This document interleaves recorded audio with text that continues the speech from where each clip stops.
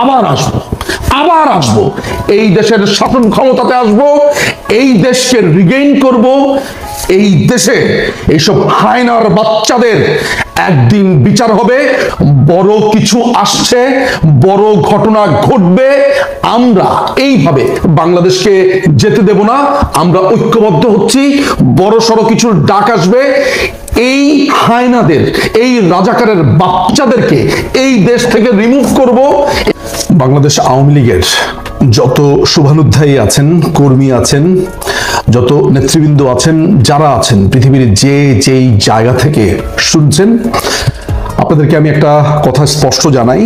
মাননীয় প্রধানমন্ত্রী শেখ হাসিনা অসম্ভব রকমের শক্ত আছেন, তিনি মানসিকভাবে এত বেশি চাঙ্গা আছেন, তিনি মানসিকভাবে এত শক্তিশালী আছেন যে আমরা যখন ভেঙে পড়ছি, আমরা যখন কাতর হয়ে গেছি তার কাছে, তখন তিনি শুধু একটা কথা বলছেন, অস্থির হয়েও না, অস্থির হয়েও না, ধৈর্য ধরো, ধৈর্য ধরো, আল্লাহকে ডাকো। উনি সবসময়, উনি এত স্ট্রেংথ ওনার গলার ভয়েস। আমি সবসময় একটা কথা আপনাদেরকে বলি, গত 5ই অগাস্টের পর থেকে বারবার করে বলে এসেছি, আমরা সব হারাতে পারি। এই 32 নম্বরের ঘটনা যা ঘটেছে, এটা তো তারা এখন ভেঙেছে, এর আগে তো পুড়িয়ে দিয়ে শেষ করে দিয়েছে। হয়তো বা তারা আরো ভয়ঙ্কর অ্যাটাক করবে, তারা টুঙ্গিপাড়াতে যাবে, বঙ্গবন্ধুর সমাধি অ্যাটাক করবে, যা যা আছে, যেসব চিহ্ন আছে সবখানে। আজকের এই ভিডিও করবার আমার উদ্দেশ্য হচ্ছে দুটা মেসেজ দেওয়া। সেটা হচ্ছে, নেত্রী যতদিন পর্যন্ত জীবিত আছেন, যতদিন পর্যন্ত শক্ত আছেন, আমাদের কাছে এর থেকে বড় সম্পদ নেই। নেত্রী বেঁচে আছেন, নেত্রী যদি বেঁচে থাকে, এই দেশ আমরা রিগেইন করব, এই দেশ আমাদের হবে। আমাদের ভেতর মুক্তিযুদ্ধের সমস্ত স্পিরিট বিদ্যমান, মুক্তিযোদ্ধারা যা করেছে এটা আমাদের জন্য স্ট্রেইট ওয়ে একটা যুদ্ধ। দ্বিতীয় মেসেজটা হচ্ছে, পৃথিবীর যেই প্রান্তে আপনারা যারা যারা আছেন, আমাদের অসংখ্য গুণমুগ্ধ মানুষরা রয়েছেন, অসংখ্য ভোটাররা রয়েছেন, সমর্থকরা রয়েছেন, যারা পড়াশোনা করছেন, চিন্তা করছেন, যারা কখনো রাজপথের আন্দোলনে আসেননি, যারা নীরবে নিজেদের মতন থাকেন, কিন্তু ভোটের সময় নৌকাকেই ভোট দিয়ে যান। আজকে আমাদের সেই লাইফ লাইন ইউজ করবার সময় এসেছে। পৃথিবীর যেই প্রান্ত থেকে যত রকমের পেশাজীবী আছেন, পৃথিবীর যে কোনো জায়গাতে, আপনারা নিজেদের ভেতরে ঐক্যবদ্ধ হন। কিভাবে? ধরা যাক মধ্যপ্রাচ্যে, ওয়েস্টে, এশিয়াতে, ফার ইস্ট এশিয়া, যেসব যত জায়গা আছে, আফ্রিকাতে যত বাঙালি আছে, যারা মুক্ত বুদ্ধির, মুক্ত চর্চার, বাংলাদেশ আওয়ামী লীগ, বঙ্গবন্ধু, মুক্তিযুদ্ধের পক্ষের, আপনারা সবাই নিজেদের ভেতরে ঐক্যবদ্ধ হন, আলোচনা শুরু করুন। আপনারা জুম মিটিং করতে পারেন, আপনারা হোয়াটসঅ্যাপ গ্রুপ করতে পারেন। এমনও মানুষ আছেন যারা পরিস্থিতি দেখছেন, তারা নামেননি। আমাদের যারা বাংলাদেশে গৃহবধূরা আছেন, সাধারণ মানুষরা আছেন, ছাত্ররা আছেন, যারা নীরবে এসব দেখে কাঁদছেন কালকে রাত থেকে, কিন্তু কথা বলতে পারছেন না। সবাই নিজেদের ভিতরে ঐক্যবদ্ধ হন, নিজেদের ভিতরে মিটিং করেন। আপনাদের জন্য টেকনোলজি এমন ভাবে আছে, জুমে মিটিং করতে পারেন, হোয়াটসঅ্যাপে মিটিং করতে পারেন, বোটিমে মিটিং করতে পারেন, সিগন্যাল আছে, টেলিগ্রাম আছে, যেভাবে পারেন, ইমেইল আছে। সবাই সবার সাথে যোগাযোগ রাখুন। প্রত্যেকে এখন ঐক্যবদ্ধ হওয়া শুরু করেন। একটা জায়গাতে চলে যান যে আপনারা আছেন, আপনারা দেশনেত্রী, জননেত্রী, জাতির জনক বঙ্গবন্ধু কন্যা শেখ হাসিনার সাথে আছেন। নিজেদের ভিতরে ঐক্যবদ্ধ হন। বড় কিছু আসছে, বড় ঘটনা ঘটবে। আমরা এইভাবে বাংলাদেশকে যেতে দেব না, আমরা ঐক্যবদ্ধ হচ্ছি। বড় সড়ো কিছুর ডাক আসবে।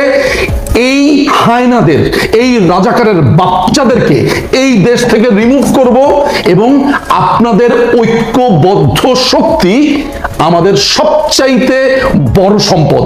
আবারও বলছি 32 পুড়েছে, ধরা যাক সবকিছু শেষ হয়ে যাচ্ছে, আমাদের কার্যালয় হয়তো বা ভেঙে দেবে, আমাদের টুঙ্গিপাড়া ভেঙে দেবে, সমস্ত কিছু। ওরা আমাদের ভেতর একটা ভয় লাগাতে চায়। আপনারা তো নিশ্চয়ই লক্ষ্য করেছেন যে দেশনেত্রী কিভাবে গতকালকে এই ঘটনার মধ্যে দিয়ে স্ট্রেংথ রেখে বক্তৃতা দিয়ে গেছেন। আপনাদের কাছে আমার একটাই অনুরোধ, আমাদের সবচাইতে বড় সম্পদ বঙ্গবন্ধুর দুই কন্যা, বিশেষ করে আমাদের মাননীয় প্রধানমন্ত্রী শেখ হাসিনা এখনো জীবিত, তার কনিষ্ঠ কন্যা জীবিত, এখনো তারা আছেন আমাদের বুকের ভেতর। সবচাইতে বড় সাহস এবং সবচাইতে বড় সম্পদ তারা, একদম ভাঙার কিছু নেই। 75-এর পর আমরা দেখিনি, 21 বছর আমরা সহ্য করিনি, আবার আসবো, এই দেশের শাসন ক্ষমতাতে আসবো, এই দেশকে রিগেইন করব, এই দেশে এইসব হায়নার বাচ্চাদের একদিন বিচার হবে। শুধু এই সংকল্পে সবাই যে যার জায়গা থেকে ঐক্যমত্য হন। ধরা যাক ডালাসে আছেন, টেক্সাসে আছেন, নিউ ইয়র্কে আছেন, লন্ডনে আছেন, ম্যানচেস্টারে আছেন, জোহানেসবার্গে আছেন, মধ্যপ্রাচ্যের দুবাইতে আছেন, সৌদি আরবে আছেন, রিয়াদে আছেন, সেউলে আছেন, সিডনিতে আছেন, মেলবোর্নে আছেন, স্টুডেন্টরা, পেশাজীবীরা, ডাক্তাররা, ইঞ্জিনিয়াররা, ব্যারিস্টার্সরা, লয়ার্সরা, যে যেই পেশাতে আছেন সবাই একসাথে হন। আপনারা হোয়াটসঅ্যাপে গ্রুপ করতে পারেন, জুমে গ্রুপ করতে পারেন, আপনাদের যে কোনো আলাপে আলোচনাতে আমি আছি, আমি আপনাদের সাথে আছি, আমরা সবাই আছি।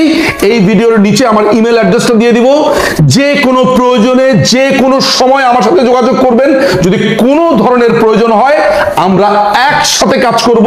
সারা পৃথিবী থেকে মানুষ ঐক্যবদ্ধ হন, এই হায়নার বাচ্চাদেরকে, রাজাকারের বাচ্চাদেরকে আমরা এই দেশ থেকে নির্মূল করব। আমরা আমাদের কর্মসূচি হাতে নিয়েছি, অনেক বড় কিছু হচ্ছে। আমার যে বেদনা হচ্ছে, আমার যে কষ্ট হচ্ছে, বোধ করি মাননীয় প্রধানমন্ত্রী শেখ হাসিনার সেই কষ্ট তার থেকে আরো অনেক অনেক অনেক অনেক বেশি। জাতির জনক বঙ্গবন্ধু শেখ মুজিবুর রহমানের স্মৃতি বিজড়িত 32 নম্বর রোডের 677 নম্বর বাড়িটি প্রায় ভেঙে ফেলেছে, বুলডোজার দিয়ে এখন ভাঙছে। কিছুক্ষণ আগে সেনাবাহিনী সেখানে লোক দেখানো এসেছিল, লোক দেখানো এসে আবার লোক দেখানো চলেও গেছে। তাদের সেই মুরদ ছিল না এটি ঠেকানো, এবং পুলিশ, বিজিবি এগুলো তো বলাই বাহুল্য, যেখানে সেনাবাহিনী পারেনি। ঘটনার সারসংক্ষেপ হচ্ছে, মাননীয় প্রধানমন্ত্রী গতকাল একটি ঘোষণা দিয়েছিলেন, একটি অ্যানাউন্স করা হয়েছিল যে বাংলাদেশ ছাত্রলীগের পেজে ছাত্রদের উদ্দেশ্যে একটি লাইভ ভাষণ তিনি দেবেন বাংলাদেশ সময় আজকে 5 ফেব্রুয়ারি রাত 9টায়। এই সংবাদ পাওয়ার পরপরই দখলদার ইউনুস বাহিনীর যে গুন্ডারা, যে রাজাকার আলবদর বাহিনীর টেরোরিস্ট যারা আছে, তারা ঘোষণা দিয়েছে এই বক্তব্য দিতে দেওয়া হবে না। যদি তিনি বক্তব্য দেন তাহলে 32 নম্বরের বাড়িটি গুঁড়ে দেওয়া হবে। এদের কাছে 32 নম্বরের বাড়িটি শুধুমাত্র একটি বাড়ি।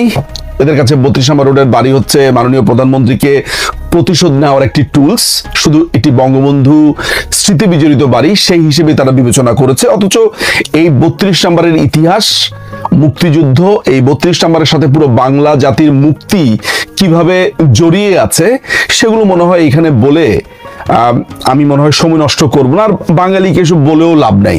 বাঙালি মুক্তিযুদ্ধ, তার আতুর ঘর, কোনখান থেকে 6 দফা এসেছে, কোনখান থেকে আপনার 6 দফার চিন্তা ভাবনা করা হয়েছে, মুক্তিযুদ্ধের কথা বলা হয়েছে, স্বাধীনতার ঘোষণা দেওয়া হয়েছে, এসব সমস্ত কিছু আসলে আমার কাছে এখন বলাটাই একটা সিম্পলি আমার কাছে ওয়েস্ট অফ টাইম ছাড়া কিছুই মনে হয় না। এই বাঙালিকে আমি আর এগুলো নিয়ে কথাই বলতে চাই না। যে গভীর বেদনা, যে কষ্ট লালন করছি এবং সেগুলো ছাপিয়ে বলতে এসেছি, সেটা বোধ করি আমি বলতে পারছি কারণ আমার নেত্রীর কাছ থেকেই আমি সেটা আজকে শিখেছি। শুধু আমি না, লক্ষ লক্ষ মানুষ আজকে একটা ঘটনা তার কাছ থেকে শিখেছেন, একটা শিক্ষা পেয়েছেন। সেটি কি? আমার যে বেদনা হচ্ছে, আমার যে কষ্ট হচ্ছে, বোধ করি মাননীয় প্রধানমন্ত্রী শেখ হাসিনার সেই কষ্ট তার থেকে আরো অনেক অনেক অনেক অনেক বেশি। এইরকম একটা মোমেন্টে আমার মনে আছে ইউকে টাইম দুপুর 3টা, বাংলাদেশ সময় 9টায় মাননীয় প্রধানমন্ত্রী ভাষণ দেবেন। আমার মেয়েকে আমি স্কুল থেকে আনতে যাচ্ছিলাম, আমার সাথে হেডফোন নিতে ভুলে গেছি, আমি কানে দিয়ে শুনছি। মানে সোজা কথা হচ্ছে যে কি বলবেন তিনি আজকে কথা বলবেন, কি নির্দেশনা দিবেন সেসবের জন্য। তো আমার কাছে মনে হচ্ছিল যে এই পুরো ঘটনাটা তো তিনি জানেন, যে আজকে তার ভাষণ যদি দেন তাহলে কি করবে না করবে। তারা তো ধমক দিচ্ছিল, নানানভাবে তারা সবাই একত্রিত হচ্ছিল, এই রাজাকার আলবদরদের সন্তানরা। কিন্তু তিনি যখন ভাষণ শুরু করলেন, আমি খালি একটা জিনিস বিস্ময় নিয়ে ভাবলাম যে আচ্ছা, আমার বাড়ি ভেঙে ফেলছে, এই স্মৃতি বিজড়িত বাড়ি, যে বাড়িতে কিন্তু বঙ্গবন্ধুর দুই কন্যা থাকেনও না, এটা মানুষের জন্য তারা দিয়ে দিয়েছিলেন যাতে সাধারণ মানুষ এসে দেখতে পারে বঙ্গবন্ধু